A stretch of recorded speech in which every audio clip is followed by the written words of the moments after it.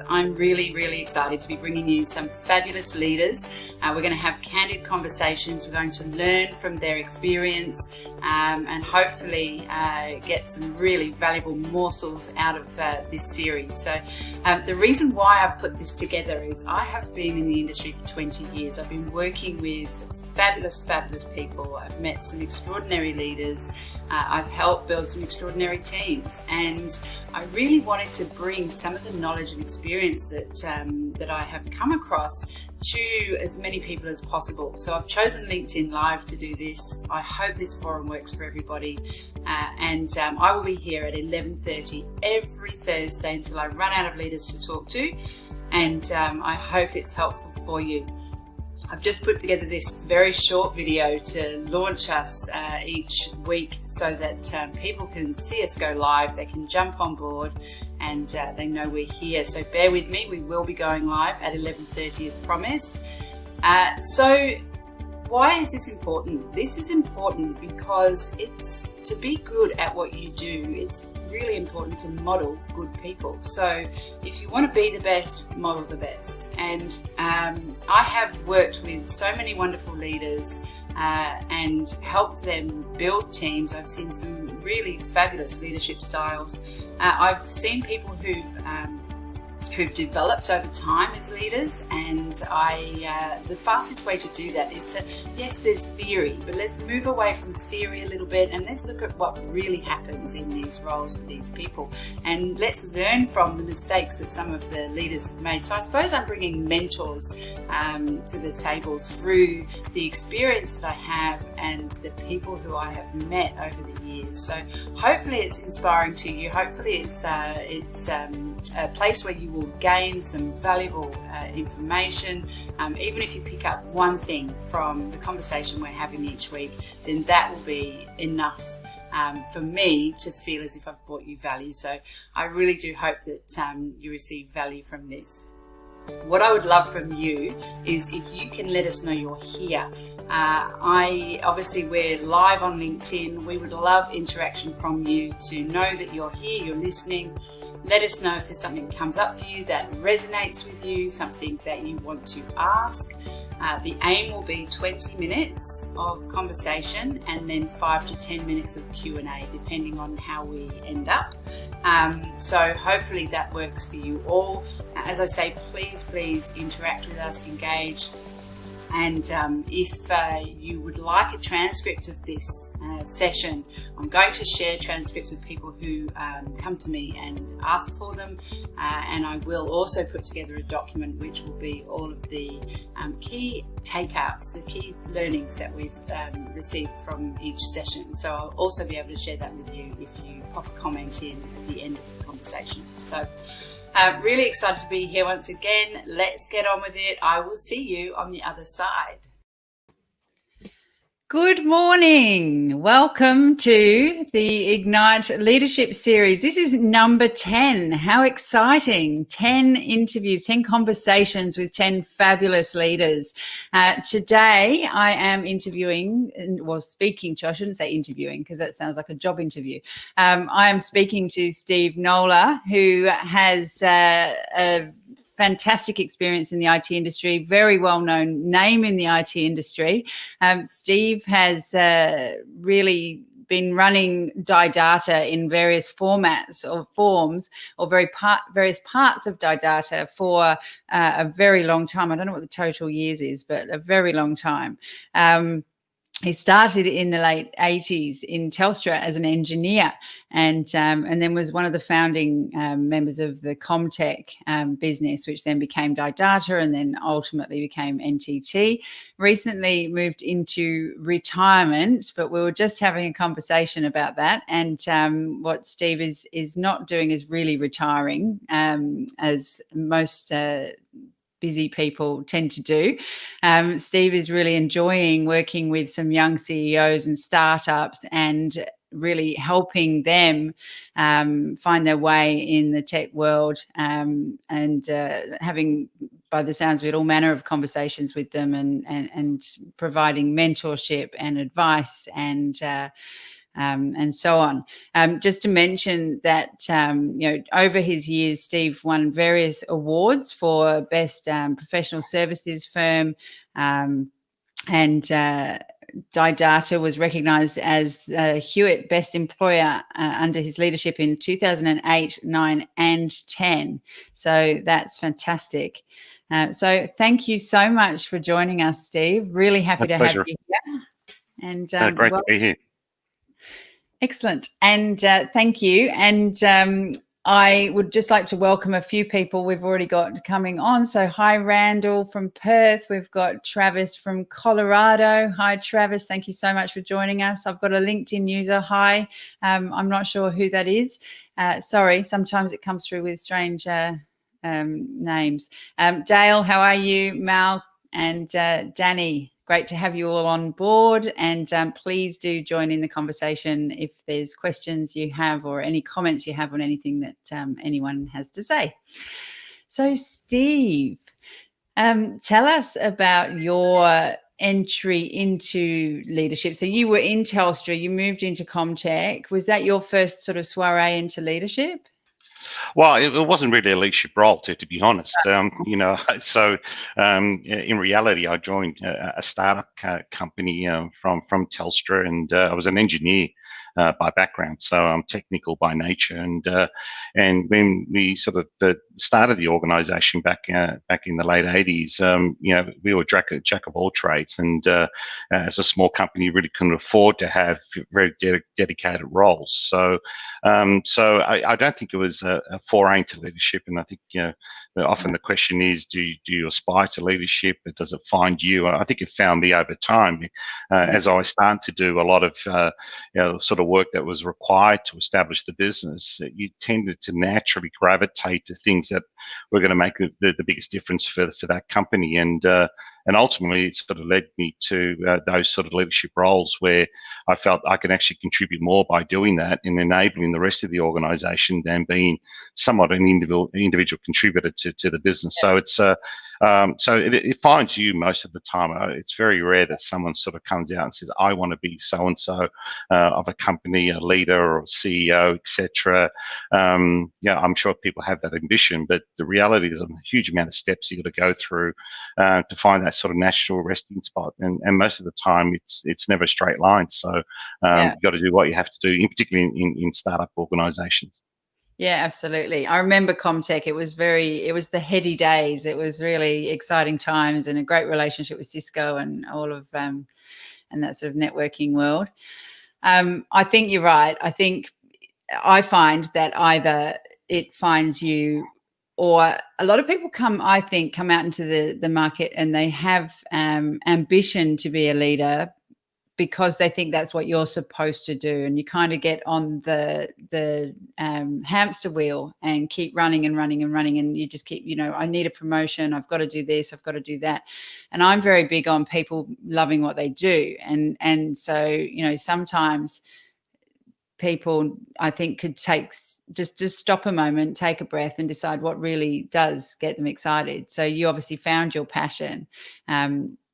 Combining the technology and the leadership. Was it a big transition? Did you stumble into it as you sort of went, or did yes, you do, and you make a lot of mistakes along the way as well. So there's a lot of school fees to pay along on the journey, right? So but there's no real book out there that people say there's a leadership book, etc. I'm not a fan for prescribed ways of actually running sort of leadership sort of approaches into businesses. I think it does come to you sort of natural sort of predisposition, who you are as an individual, what you care for, what you stand for, the purpose that you sort of want to be involved in an organisation, and all those elements actually make up who you are. And if that tends to lend itself more in terms of leadership sort of capability, then fantastic. If it doesn't, that's okay as well, because not everyone can be in leadership sort of roles. You need people still to continue to grow, but grow differently in terms of maybe around capability and skills. So it's very different courses for lots of people. And for me, I found a particular way. I enjoyed the people aspects. I always felt that my role as a CEO, and was the CEO for 20 odd years of Dimension Data and NTT, was really just to create that environment so others can actually do their job really well. I didn't have to be the smartest guy in the room. I didn't have to be the most knowledgeable person in the room. What I did have to be is great organizer of people, and how to actually coordinate, and so they can actually best perform in their roles within the business. And so I spent a lot of my time with my executive team and the layers below, because it was really important to enable them to understand what I was trying to achieve, and making sure that didn't get lost in the communications. Because often, you may have an interesting concept at a CEO level. By the time it gets into the field, you may start it off as an apple and ended up as a banana at the other end, and you're thinking, well, what happened, right? And it's not with the intent. So ensuring that the communications, the messaging, the simplicity of that message is then delivered in a way that makes sense to I guess each individual, and has to be tailored. It can't be just one simple message which would resonate with everybody, and that message needs to be sort of evolved and catered for different types of stakeholders within your business, and even outside your business. If you've got stakeholders, etc., like shareholders, other investors, you have to be very, very careful that you actually speak their language. And so a lot of my time was how you break those sort of conversations or strategies or initiatives to a point where you have the best chance of actually succeeding in the execution of those.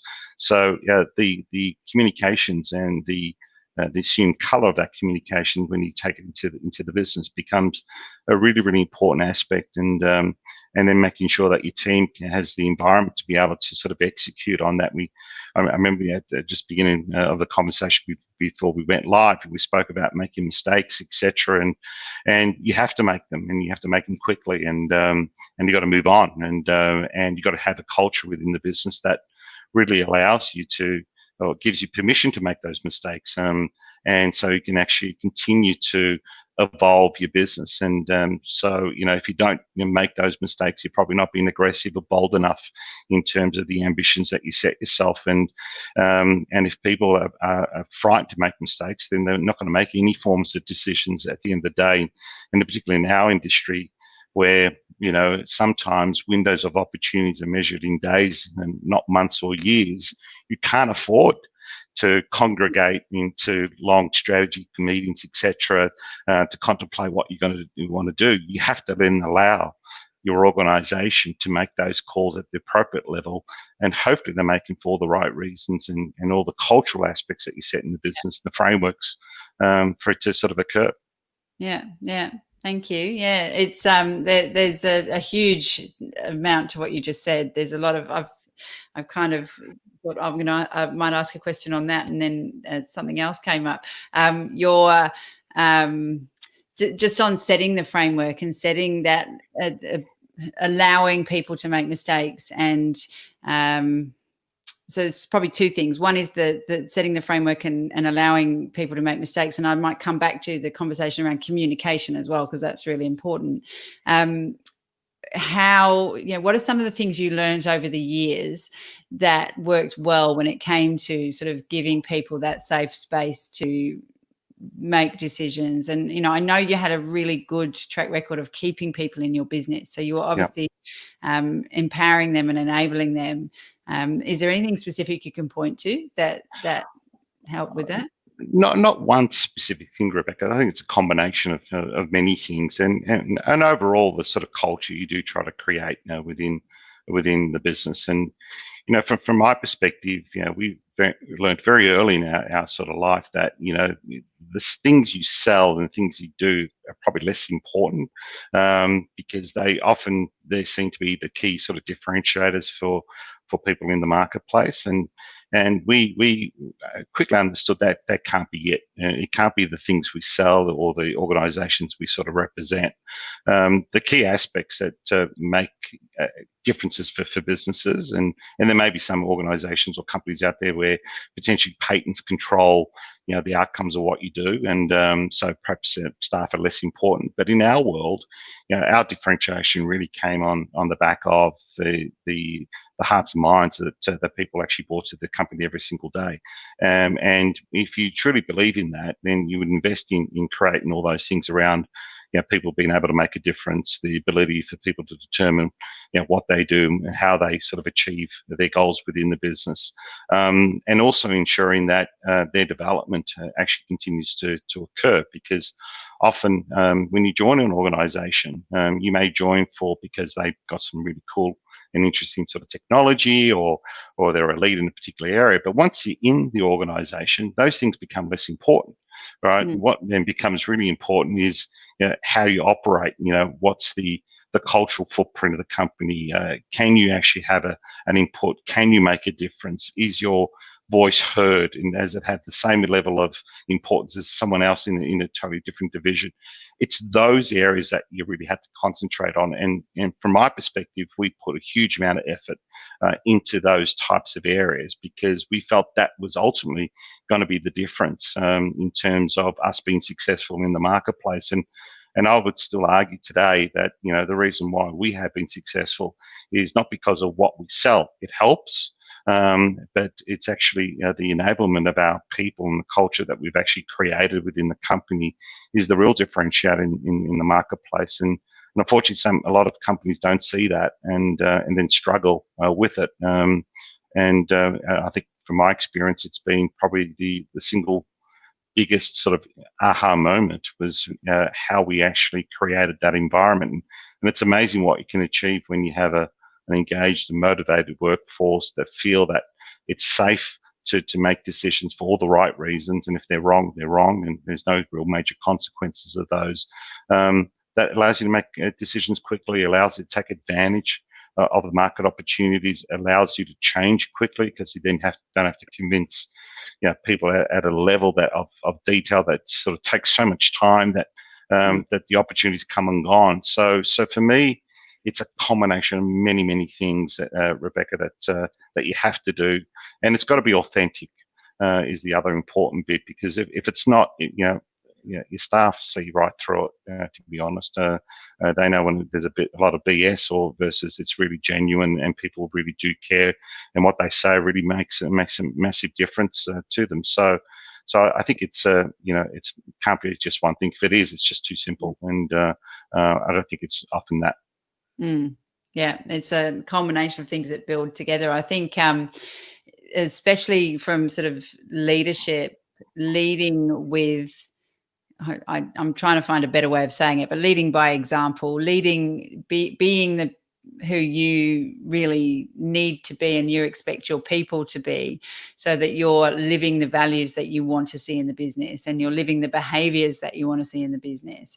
And I do think that with a lot of leadership, and especially in the past, it's been very much command and control, and that's been very difficult, and not something that's been a natural thing for leaders to do. You were talking about communication before, and how important it was that you communicated the right things through the business, which can be a real challenge when you've got a lot of people and you've got a lot of other leaders. So how did you make sure that, firstly, the values and the ethos of the business obviously needs to run deeper than the CEO. So how did you make sure that was the case? Was that through hiring the right people, or education of the people when they were on board, and then how do you communicate that down to the team? I think in terms of when you bring people into the organisation, you have to set a very strong sort of stance around what's really important, what you value. And I know, and just when I retired at the end of September, I do meet every single person who actually joins the organisation through orientation. So I typically spend a few hours with everybody who joins the company, and I often, in fact, I don't speak about what we do. I actually speak about the core values of the business and what they're joining, because that's more important to me. Because the things that we do today is going to be very different to the things we're going to do tomorrow. Technology evolves, etc. But the footprint around the cultural aspects are ones that will continue to serve you through those changes of tech in the marketplace. So for me, I put a massive amount of emphasis when people come into the organization, they're bringing someone else's culture with you into this business, and it could be eroded very quickly if you don't set a very firm sort of expectation and what you want from the people who are joining. And so, so I spent personally a huge amount of time in making sure that it was very, very clear what they were joining and how I expect them to sort of operate. And so that was an important element of in terms of very early as they started in the first couple of weeks of setting that sort of tone within the business, and hopefully then making sure throughout the whole sort of business that we had then obviously performance aspects that sort of rewarded the behavior, right? So when people are actually living those values, how do you then recognize that, and how do we ensure that the managers,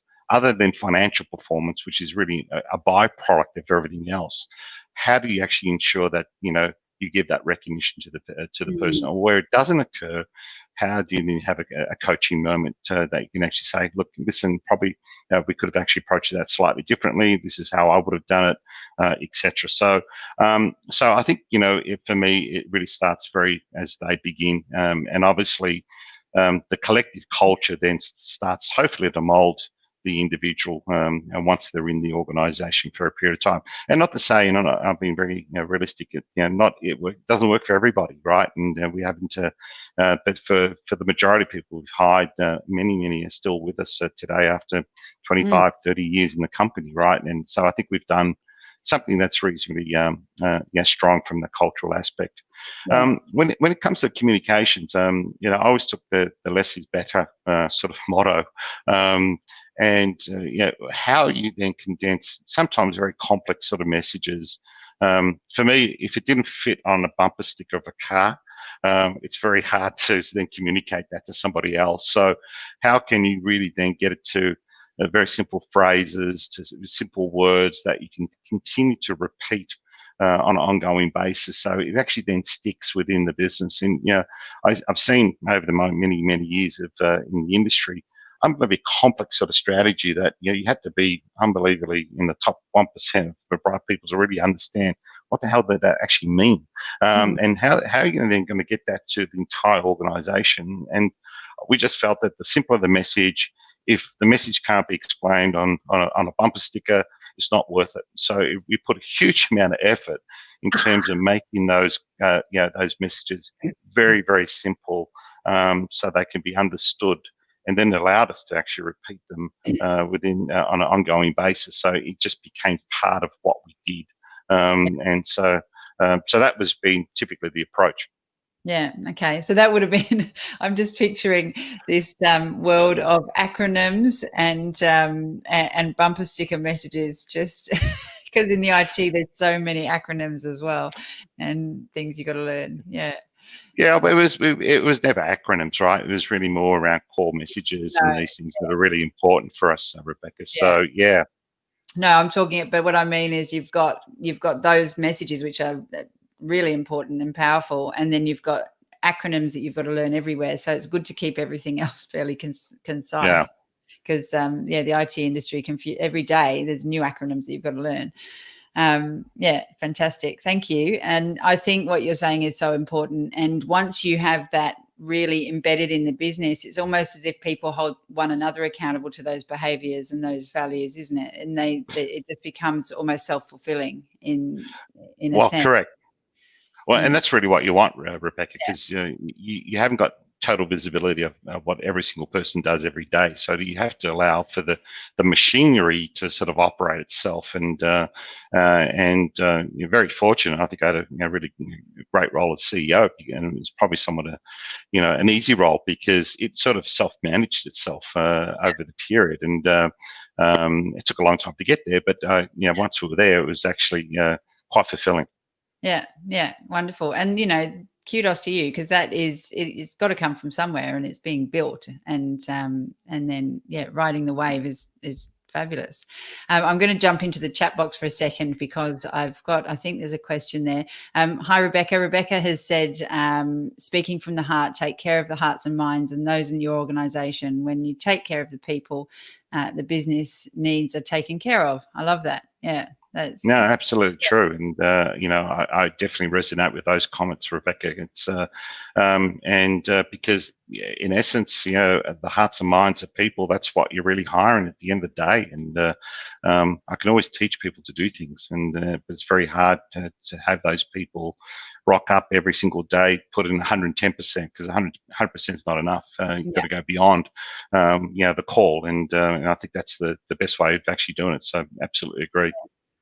Absolutely. And then Amit, hi Amit, how are you? He said, hi Steve, in your professional journey, did you come across an organization where the company culture needed change? How did you go about doing it? I suppose you bought companies and merged companies, so you would have had a bit of this. How did you handle the resistance from other company shareholders, stakeholders who had different ideas? Yeah, look, looking from my experience, it's come through a lot of acquisitions, to be honest, in terms of buying companies that that weren't part of our organisation. And I think part of the criteria was to look at, in essence, not just the financial parts of what the business could bring to the table, but it was also to look at, what it meant from a cultural footprint, and often that was probably the first lens we sort of looked at, and so and then the financials were probably secondary at the end of the day, and we made it very clear through those early engagements what we really expected to sort of occur, and often, because of how we operated, we tended to look for companies that looked a bit like us, that sort of had the similar sort of importance out on culture, etc. And always used to sort of the pub test. Would you invest in a company if you met the founder of that business, and on a Saturday afternoon, would you go and have a beer with them because you enjoy their company? If the answer is no, then probably don't invest in the company. If the answer is yes, then you probably got a good chance of making it successful. So, but I think a lot of it to the question that got called out was, for me, it's more about setting those very early, I guess, frameworks in place around the importance of it, and then it's got to spend a huge amount of time with the people as to why your approach is probably going to deliver a better outcome for the overall business, and more importantly, the opportunities that it actually creates for the individuals themselves, because people will internalize it, right? At the end of the day, it's there's a company, but the company's made up a whole bunch of people, and often people say, what's in it for me? Do I want to take this journey with this company? What do I get from it? And if you can answer those questions, you tend to be able to sort of change whatever the cultural sort of dynamic of that business is to reflect more about what you want to do. And so hence where I think lots of businesses make the mistakes is that they financially engineer the acquisition, but don't actually engineer the people side of the acquisition. And that, to me, is ultimately where the success of that investment will come or disappear. And so so a lot of it's got to do with the time and the that you're going to spend with the staff that you're buying. Yeah, fantastic. Yeah, absolutely. And so you've also had a couple of acquisitions the other way around, haven't you? So Die Data bought Comtech with yeah, that's right. Yeah, so so Dimension Data bought Comtech, and then NTT bought Dimension Data. So I've been part of the opposite sort of journey, and likewise, I guess you have a choice to sell when you are looking at selling, and we always we're very, very keen to make sure that we preserved what we sort of built in the business as part of the next sort of phase of growing. And so when we looked at all those sort of companies that we did acquire the business over the journey, well, we always said, are they the people going to add value to us moving forward? And the cultural alignment across both Dimension Data at the time and NTT more recently were very similar to sort of the core sort of principles that we wanted to operate the business. And I would say both those acquisitions for those companies have been tremendous acquisitions and I think it had very little to do with the financial performance of the company. Obviously, that helps, but it was more the attitude and the value that they actually bring to the table. From a Comtech side, when Dimension Data acquired us, they brought a huge amount of skills and things that we needed that we were learning, but also had a fantastic sort of group of executives that we enjoyed their company and we grew with them. And when NTT acquired Dimension Data, almost 11 years ago, again, you looked at what they stood for, where they wanted to head, and the approach that they wanted to take. And if that made sense, then great, you would go with them. And we had lots of suitors, by the way, as Dimension Data to acquire us, but we settled on, in some ways, NTT purely because of the cultural alignment and where they wanted to take the business. Yeah, fantastic. And then communicating that back through the business, is that something that you spent a lot of time on as well when those happened? Yeah, well, in fact, we spent more time on that, and in terms of what does it mean? What does it mean to the company? What does it mean to the individual? What's the opportunities that sort of creates? And I spent probably 80% of my time, if not more, in terms of the communications of those things back into the business. And the rest of the stuff was actually easy. From a strategic side of it, the financial side was actually an easy component, but to bring the people along on the journey, because you want the acquisition to be successful. You never enter into an acquisition to fail. You had to then do the things that are really important to make it successful, and time and effort with staff to understand the opportunities and some of the risks, and what was expected from us was a critical part of that execution. Yeah. You often see a lot of companies who bleed people when they make these transitions, sometimes because they need to, but often because there's just discomfort and, people are averse to change and a whole lot of reasons. So you just did such a great job of keeping, most of the people in the business. It's a phenomenal feat. It really is. And it's not common. So, hats off to you on that one as well. Yeah, thank you.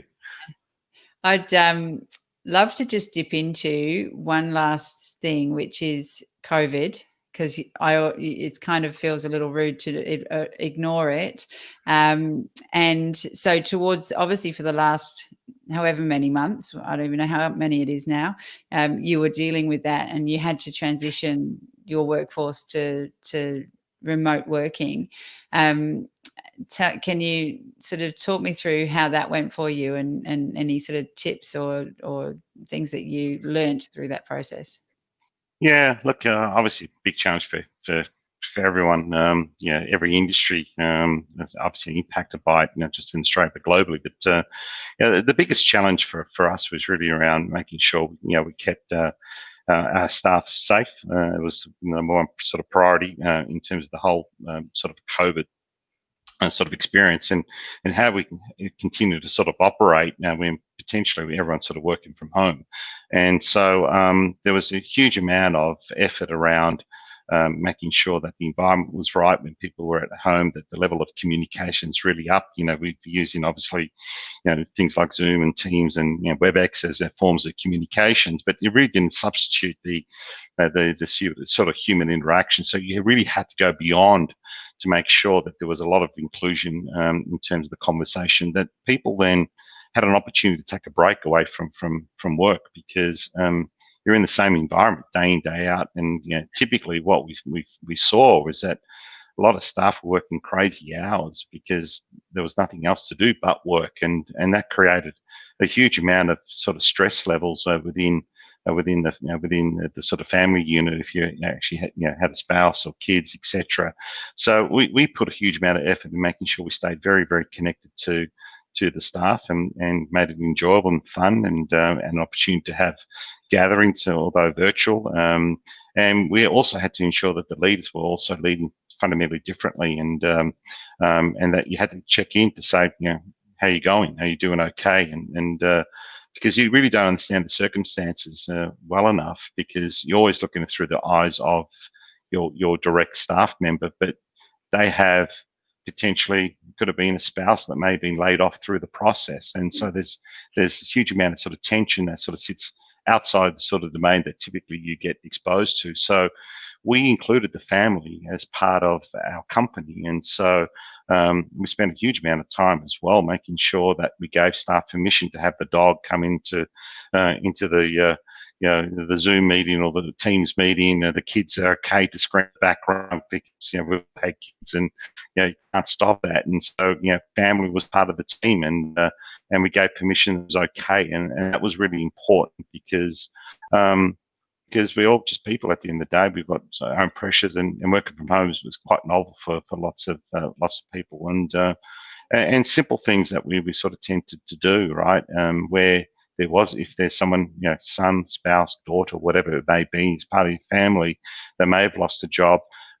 We spend a huge amount of time in terms of helping them perhaps write resumes, and how do you prepare for an interview. They've got really nowhere to go to get that now because they're now unemployed and can't go and see someone, etc. So we provided all those types of services, not just to our employees, but to their staff members, to their families as well. And that was, I think, a really important aspect in terms of getting through COVID and, whatever the new norm looks like moving forward. I think we all have to operate fundamentally differently, and we've been very fortunate. We're in the IT industry that tend to have these sort of technologies at disposal. This is going to be a different sort of approach and a different sort of way of working moving forward. And the whole debate, is this permanent? Do we have a certain percentage of the workforce working from home? Do we have now people going back to the office? Then you've got to start thinking about, well, what's the consequence of those things from the cultural footprint? What's the consequence around, loyalty and connection of a staff member to your business and your value system? You may even have people who come back into work and have people working from home, right? And all of a sudden they're still in video sessions, but they're physically in the office, and how do you sort of cope with that, right? So there's a lot of things and a lot of water to go on the bridge over the next sort of 12 months to get the right sort of happy medium in terms of how that's going to operate as you sort of move forward. So that's going to be sort of an interesting challenge. Yes, yeah, absolutely. I'm intending running a live on this specific subject, and I've got a few people in mind who have got sort of different experiences from different angles. So I think that could be helpful, because I think we are all navigating now where we go next and what it's going to be like and how we optimize it. So Yeah. we have hit 12:03. I didn't check the time, sorry. So we've already ticked over the 12 o'clock. If you had to leave us with one thing, Steve, just one tip for leaders coming through, what would that tip be? The one tip will be invest heavily in your staff. As in personally invest heavily into your staff, and I think you'll find that the returns will be enormous. And I don't think a lot of leaders do that or do that well enough. And so that will, for me, the biggest learning was that, and probably the last parting comment I'll make to the group on the call, because I think it made a big difference in terms of the business and the career that I had, and I'm now trying to apply a lot of that learnings to, as you said earlier, to a lot of sort of startup companies at the moment who've got fantastic ideas but need to sort of develop a business model that makes sense and is sustainable over time. And so that will be the parting comment I would leave with the team on the call. Amazing. Thank you so much. And thank you to everybody who has been on live with us and everybody who's listening to the replay. Next week, I do not have a leader lined up. So what I thought I would do is come on live and we can have a general conversation around all things leadership. And I will try to entice some of the past